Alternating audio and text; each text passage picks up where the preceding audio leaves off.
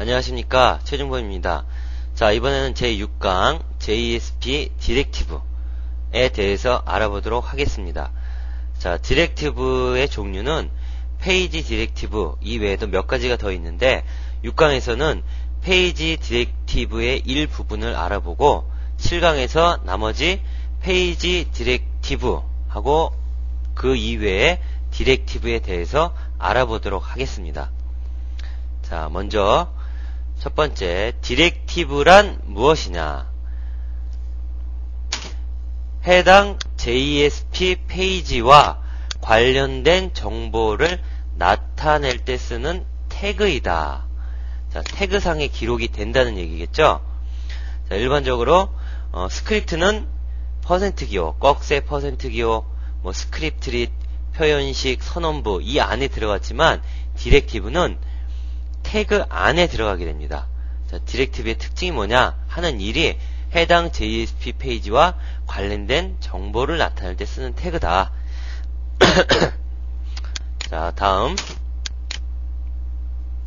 형식을 보도록 하겠습니다.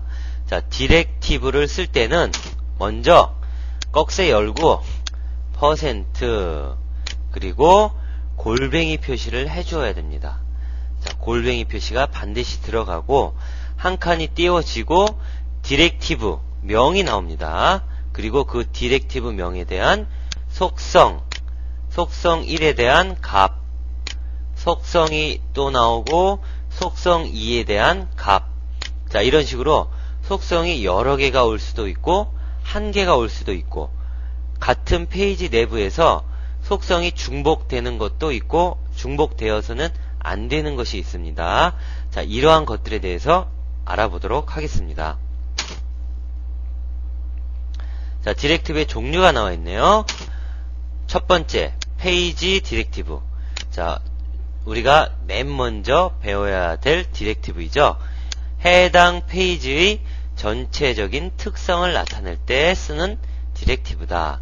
자, 속성이 여러 가지 있는데 그거는 바로 다음에 알아보도록 하겠습니다. 다음, include는 다른 페이지를 포함하고자 할 때 사용한다. 자, include라는 단어 자체가 포함하다라는 뜻이 있어요. 자, 내 페이지에서 다른 페이지의 내용을 그대로 불러와서 출력을 해주고 싶을 때 그때 쓰는 디렉티브가 include 디렉티브입니다. 자, 세 번째는 태그 lib, 기능 확장을 위해 사용할 커스텀 태그의 경로를 지정할 때 사용한다. 자, 이 부분은 사용자 태그를 만들어 놓고 그 사용자 태그를 불러올 경로를 지정할 때 쓴다고 했는데 여기에 대한 내용은 자세하게 하지는 않겠습니다. 자, 고급적인 기능이라 추가적으로 여러가지 정보가 필요하기 때문에 요거는 이 정도 설명만 드리고 넘어가도록 하겠습니다. 자, 그러면은 첫 번째, 페이지 디렉티브에 어떠한 속성들이 있는지, 자, 제가 지금 표로 나타냈는데 굉장히 속성이 많이 있죠. 각각의 속성이 어떠한 일을 하는지 하나하나 살펴보도록 하겠습니다. 자, 먼저 랭귀지 속성, 스크립트의 언어 이름이다. 자, 여러분들 JSP 기본적으로 쓰는 언어가 뭐라고 그랬죠? JSP는 뭐를 기반으로 작성된 언어라고 그랬죠? 자바입니다. 그러니까 기본값은 자바.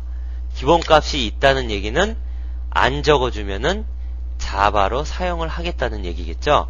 자, 랭귀지 속성은 어떤 스크립트 언어 이름을 쓰느냐, 어떤 스크립트를 쓰느냐, 기본값은 자바. 다음, 컨텐트 타입. 자, 해당 페이지가 어떠한 형식의 페이지인지 그 유형을 나타내는 속성입니다. 자, MIME 타입이라는 말씀을 들으셨을 거예요. 자, 요거는 뭐냐면은 아주 쉽게 예를 들어서 웹상에서 확장자가 집인 압축 파일을 받았어요. 운영체제, 자, 여러분들 컴퓨터에 다운을 받았는데 만약에 집과 관련된 프로그램이 없다면은 알집이나 윈집이나 뭐 윈라냐 이런 게 없다면은 걔는 더블 클릭을 해도 알집이 실행이 안 돼요. 왜냐면은 연결 프로그램이 없기 때문에 연결이 안 된 상태예요. 알집이 설치되어 있다면 바로 알집이 자동으로 실행되죠. 자, 이것과 마찬가지로 해당 페이지가 어떠한 형식의 페이지냐 그거를 나타낼 때 쓰는 속성입니다. 기본값은 가장 일반적인 텍스트 HTML입니다. 기본값이 텍스트 HTML이란 얘기는 이 속성을 안 적어주면은 기본적으로 이거를 사용하겠다는 얘기죠. 다음 인포 문자열인데 자, 이것은 별 의미가 없어요. 해당 페이지의 인포 속성 정해주고 페이지에 대한 정보를 넣어주면 나중에 볼 수 있다는 얘기인데 거의 쓰지 않습니다. 다음 임포트 속성. 임포트는 자바의 임포트하고 똑같습니다. 해당 페이지에서 자바에서 제공하는 또는 자신이 정의한 클래스를 불러서 그 유형의 객체를 만들고자 할 때 먼저 그 클래스를 해당 페이지로 임포트를 시켜야 된다는 얘기죠. 자, 기본값은 당연히 없겠죠. 다음 세션. 세션 여러분들 아시죠? 어떤 사이트에 접속을 했을 때 아이디하고 비밀번호를 치고 들어갔어요. 그러면은 그 아이디하고 비밀번호가 맞다면은 세션 객체에다가 그 사람에 대한 정보를 쭉 넣어줘요. 그러면 이 사람이 다른 페이지, 같은 사이트에 있는 다른 어떤 페이지를 이동하더라도 이 세션을 가지고 간다는 얘기예요. 자, 이 세션을 사용을 하겠느냐 안 하겠느냐 부울링 값으로 기본값은 true입니다. 그러니까 적지 않으면은 사용하겠다는 얘기가 되겠죠. 다음 버퍼. 버퍼는 어떤 값을 써주느냐, 버퍼의 크기 또는 false예요. 버퍼의 크기라는 것은 페이지의 내용을 출력 내용이 많을 경우 이거를 버퍼에 담았다가 출력을 조금씩 하느냐, 아니면은 버퍼를 사용하지 않는다는 얘기는 한꺼번에 다 출력한다는 얘기예요. 이렇게 되면 문제점이 뭐가 생기느냐, 에러가 났을 경우 그 이전에 발생했던 문장들이 다 출력이 된다는 얘기죠. 자, 이때 버퍼를 사용하겠다라는 얘기는 기본값 8KB 몇 킬로바이트를 사용하겠다라고 써주면은 버퍼 사용이고, 사용하지 않겠다 하려면은 false라고 적어주시면 돼요. 자, 다음 오토플러시. 요거는 불린 값으로 참 또는 것이 들어가는데, 오토플러시는 버퍼가 꽉 차면은 자동으로 비워주겠느냐, 참 또는 거짓 값을 쓸 수 있습니다. 다음 is thread safe. 요건 무엇이냐, 요 해당 페이지가 스레드에 안전하냐 안전하지 않느냐, 기본값은 true예요. 그러면은 안전하게 작성을 하겠다는 얘기겠죠. 기본값으로. 요건 약간 어려운 개념입니다. 다음 에러 페이지. 자, 여기 값은 뭘 넣어주냐, 로컬 URL을 넣어줘요. 이게 무슨 말입니까? 자기 자신 페이지에서 에러가 나면은 어떤 페이지로 이동해서 메시지를 보여줄 거냐, 그 로컬 URL을 써준다는 얘기입니다. 그러면은 여기서 써준 페이지는 에러를 발생시킨 페이지가 에러가 나면은 요 로컬 URL에 써져 있는 페이지가 에러를 출력을 해주죠. 이러이러하다라고. 그러면 그 페이지 자신은 is error 페이지 속성이 true 값이 된다는 얘기예요. 나는 에러 페이지로 사용이 되고 있다. false면은 난 에러 페이지 아니다. 누가 에러가 발생을 해도 나는 그 에러를 표현하지 않는다. 뭐 이런 뜻이 되겠어요. 자, 다음 extends. 클래스 이름이 들어가는데, 내가 작성하는 페이지, 지금 내가 작성하는 페이지가 어떤 클래스로부터 상속을 받느냐, 이거는 JSP에서 자동적으로 지정을 해줍니다. 여러분들이 신경을 안 쓰셔도 돼요. 다음 페이지 인코딩. 페이지의 인코딩 방식을 어떤 걸로 할 것이냐. 자, ISO 8859-1 얘가 기본값이에요. 근데 이 인코딩을 뭐 EUC KR 하면은 한국어가 들어가 있다는 얘기고, EUC JP 하면은 일본어 형태로 출력을 하겠다는 얘기예요. 자, 요거에 대한 내용은 예제를 통해서 알아보도록 하겠습니다. 자, 그러면은 예제가 좀 많죠? 자, 하나하나 살펴보도록 하겠습니다.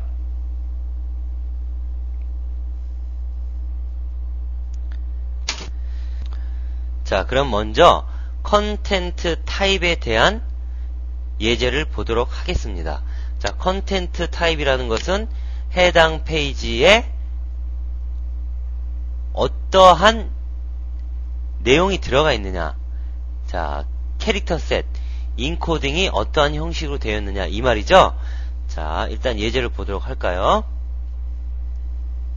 예제명이 invalid 캐릭터 셋이군요. 자, 간단하죠?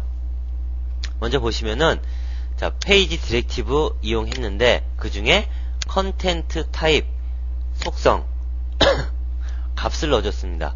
자, 텍스트 HTML 이게 기본값이라고 그랬죠? 그런데 컨텐트 타입에 캐릭터 셋이라는 속성을 한글이 들어가 있는데 EUC JP로 잡아놨다는 얘기예요. 그러면 한글하고 일본어하고 인코딩 방식이 다르다는 얘기예요. 표현하는 코드가. 그럼 이 페이지를 브라우저에서 열어보면은 과연 어떻게 나올 것이냐. 지금 바디 부분에 글자가 깨진다라는 한글이 들어있죠. 자, 실행을 해보면 어떻게 나오나 한번 볼까요?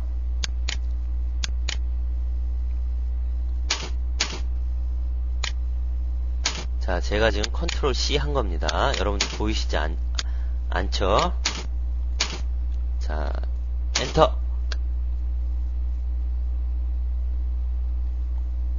자, 어떤 결과값이 나올까요? 자, 보십시오.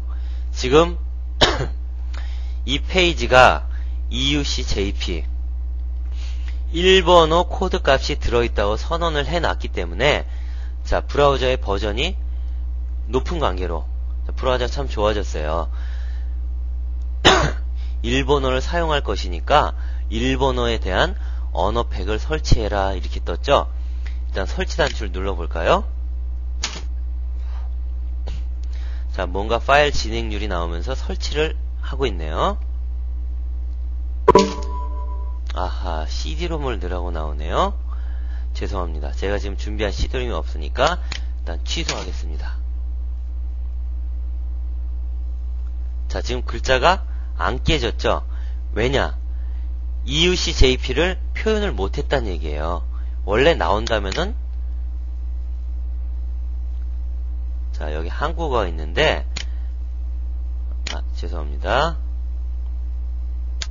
자세히 가보시면은 EUC JP가 있습니다. 일본어.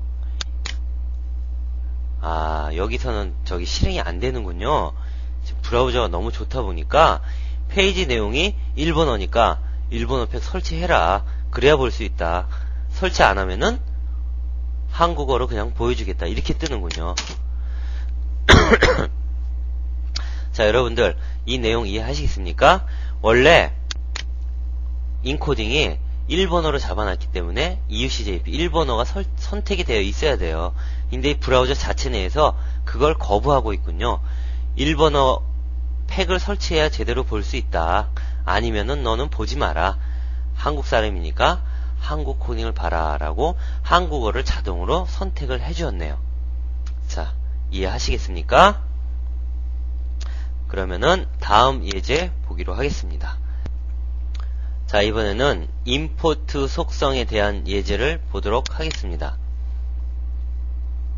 자, 예제 이름이 ambiguous import, 모호한 임포트다. 자, 그럼 이번에는 임포트 속성에 대한 예제를 보도록 하겠습니다. 자, 먼저 페이지 맨 상단 부분에 페이지 임포트라는 디렉티브 속성을 쓰고 있죠. 자, 임포트는 이렇게 하나의 페이지 내에 중복되어서 사용되어도 됩니다.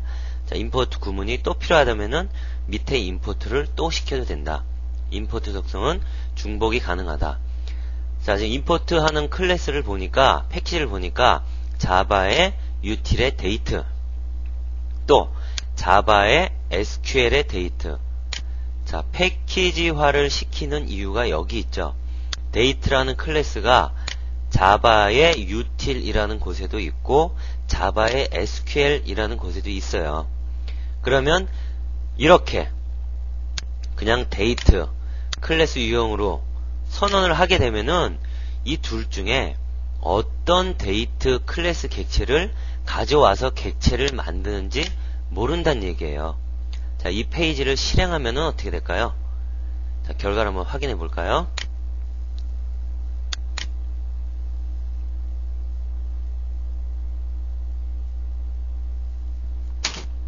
자, 복사를 하고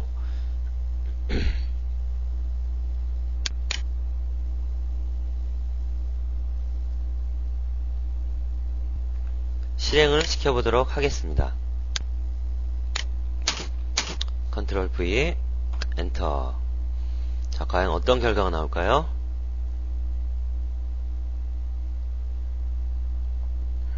자, 시간이 좀 걸리는군요. 네, 이게 정상입니다. 에러가 났어요. 에러 내용을 잠깐만 살펴보시면은 unable to compile class for 어쩌고 저쩌고 8080에 import java SQL의 데이트. 자, 컴파일을 할 수 없다는 얘기예요. 그 만든 객체가 어떤 데이트 클래스를 가져다 쓰는지 알 수 없다는 얘기죠. 에러가 나는 게 당연하겠죠. 그러면은 에러가 안 나고 정확하게 실행을 시키려면은 어떻게 해야 될까요? 자, 그것에 대한 예제를 확인해 보도록 하겠습니다. 자, 아까랑 똑같은 구문이에요. 페이지 임포트 자바의 util의 데이트, 밑에 부분은 자바의 SQL의 모든 것. 자, 이 안에 데이터도 포함이 되어 있죠. 객체를 만들 때 자, 하나를 그냥 데이트라고 했어요. 또 하나는 자바의 SQL의 데이트라고 했습니다. 자, 그러면은 자바의 SQL의 데이트는 여기 있는 데이트 불러오겠죠? 그쵸? 그리고 자바의 util의 데이트라고 이렇게 명시를 해준 데이트 클래스는 아무런 이름 없이, 패키지 없이 객체를 생성할 수 있다는 얘기예요. 이렇게 해놓으면은 서로 구분이 간다는 얘기죠. 이 데이트는 어떤 데이트고, 이 데이트는 어떤 데이트고. 자, 이 페이지를 실행을 시켜보면은, 자, 제대로 실행이 돼야겠죠? 복사하고, 자, 브라우저 열어서 다시 한번 실행을 해보겠습니다.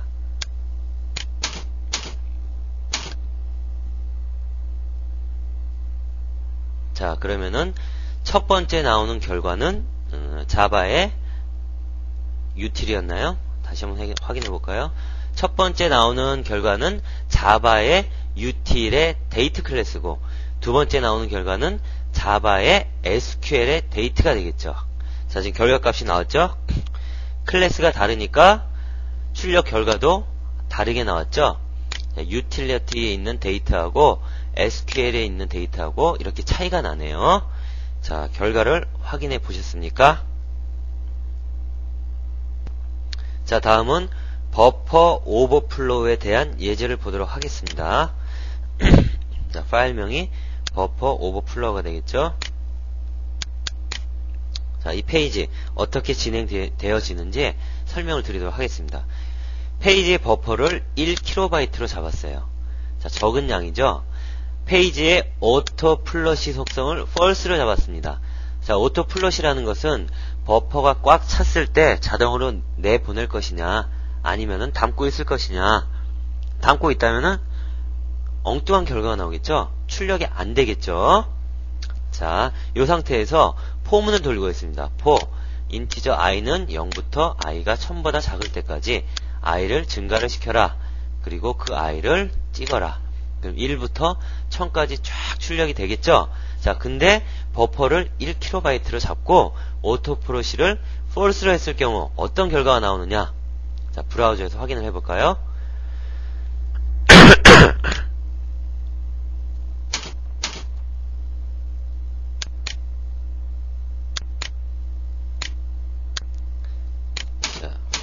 하고 엔터를 쳤습니다. 자, 에러가 났네요. 자, 에러 내용이 뭔가요?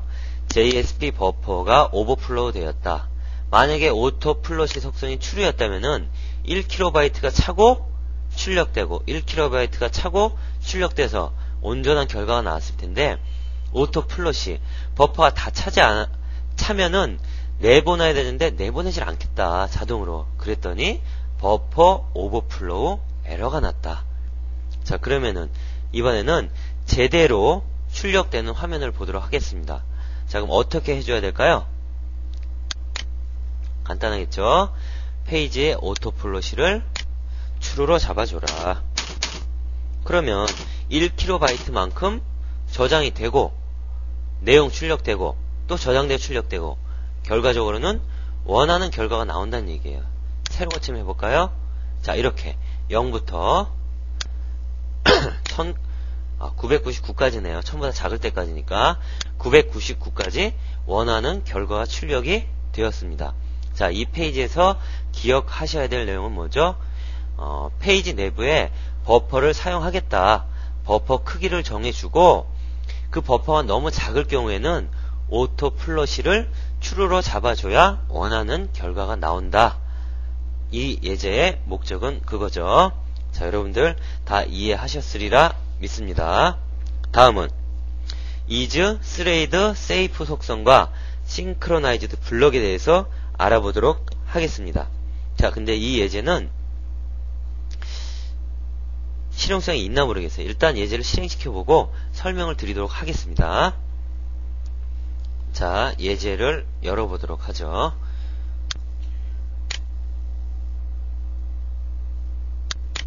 자, 먼저 스레드에 안전하지 않은 JSP 파일입니다.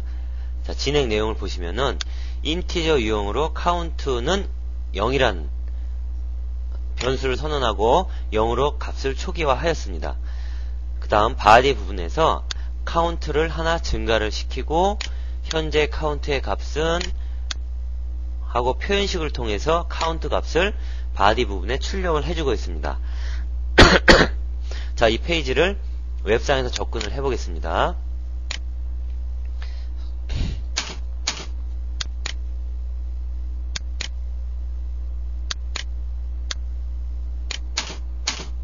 자, 실행을 하게 되면은 현재 카운트의 값은 얼마가 되겠죠? 처음에 0으로 초기화를 시켰는데 바디 부분에 들어오자마자 증가를 하나 시켰죠? 그러고 나서 출력을 했으니까 1이 됐습니다.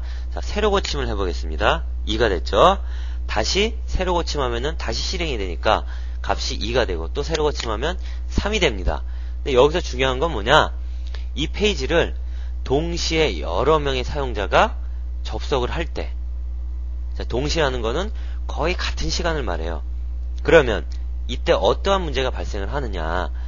자, A라는 사용자가 접근을 해서 카운트 값을 올리겠죠. 올리는 순간 B라는 사용자도 거의 동시에 값을 올린다는 얘기예요. 그럼 결과적으로 어떻게 돼요? 카운트가 3이었다가 두 사람이 동시에 접근을 하면은 카운트가 두 사람 다 5가 될 수 있다는 얘기죠. 왜냐? 한 사람이 접근을 해서 값을 올리고 나서 그 값을 가지고 값을 증가를 시켜야 되는데, 동시에 접근을 하니까 동시에 하나씩 올려서 올라간 값을 출력할 수 있다는 얘기예요. 반대로 한 사람이 카운트 값을 3에서 4로 올리는 도중에 또 한 사람이 3이라는 값을 읽고 자기도 하나를 올려. 그러니까 결과적으로 어떻게 돼요? 둘 다 4가 나올 수도 있다는 얘기죠. 자, 지금 실험이 안 되죠. 그렇다면은 동시에 접근을 하더라도 둘 중에 한 사람만 사용 가능하도록 그 카운트를 증가시키는 함수, 문장에 한 사람이 접근하면 다른 사람은 접근을 못하도록 하는 방법. 자, 이게 synchronized 문장을 쓰면 됩니다. 자, 이 문장을 적용시킨 예제를 살펴볼까요? 자, 이 문장이 되겠죠?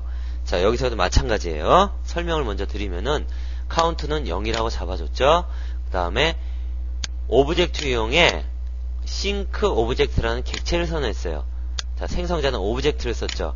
이건 왜 써줬느냐?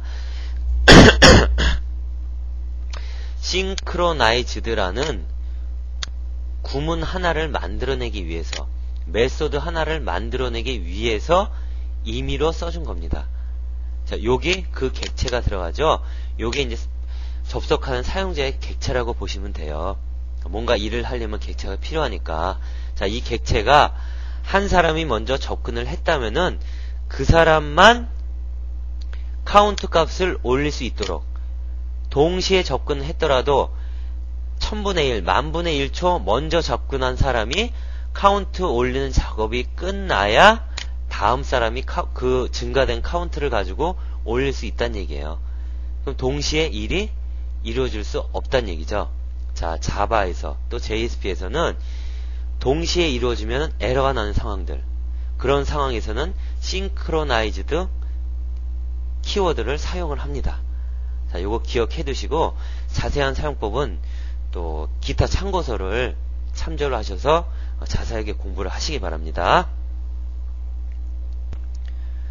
자, 여기까지 해서 예제 몇 가지 예제를 살펴보았는데, 저희가 살펴보지 않은 예제들이 몇 가지 있죠.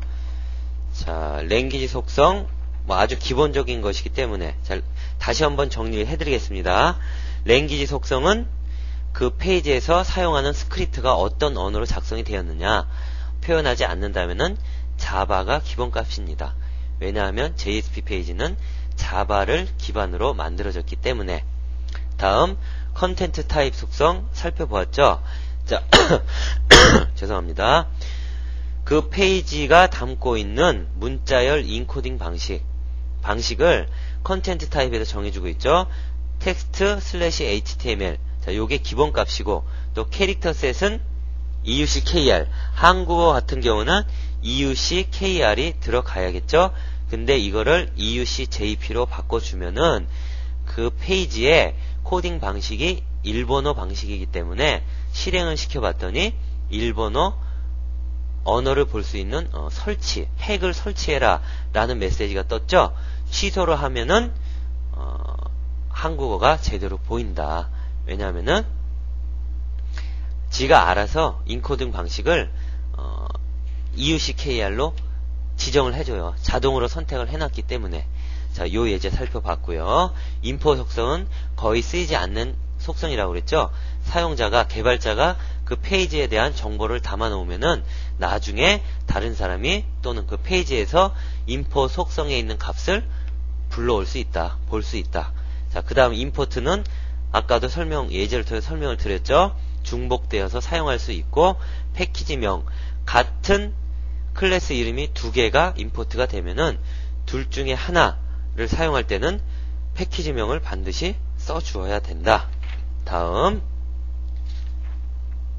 세션 속성은 자신의 해당 페이지, 자신의 페이지 내에서 세션 객체를 사용할 수 있느냐 없느냐. 일반적으로는 사용을 하죠. 기본값은 true입니다. false를 사용할 경우는 세션을 사용하지 않는다는 얘기가 되겠죠. 다음 버퍼 속성은 페이지의 결과물을 일정 크기의 임시 기억 장소에 담아두었다가 출력을 할 것이냐, 아니면은 사용하지 않고 결과가 생성되는 대로 바로 출력을 할 것이냐. true면은 사용을 하겠다. 자, 사용할 경우에는 true가 아니고 저기를 써주죠. 그 용량을 써주죠. 기본값은 8KB입니다. 근데 더 필요하다면 16KB, 4KB, 1KB 다 가능하죠. 쓰지 않겠다면은 false를 잡아주면 되겠죠. false가 아니고 none이네요. none. 없다. 버퍼 객체 사용하지 않겠다. 없다는 얘기가 되죠. none을 사용하시면 되겠습니다. 다음 오토플러시 속성은 버퍼를 사용할 때 버퍼가 꽉 차면은 자동으로 출력을 할 것이냐, 출력할 것이면은 true, 안 할 것이면은 false. 근데 출력 결과가 지정해 놓은 버퍼 크기보다 넘친다. 그럴 경우에는 버퍼 오버플로우 예외가 발생을 한다. 다음 is thread safe는 해당 페이지가 스레드에 안전한가 아닌가 그걸 검사할 때 사용을 한다. 자, 여기까지 해서 일단 알아봤고요. 다음 강에서 나머지 부분의 예제를 실행을 해보고 나머지 디렉티브 요소들에 대해서 살펴보도록 하겠습니다. 자, 지금까지 강의를 들으시느라고 수고가 많으셨습니다.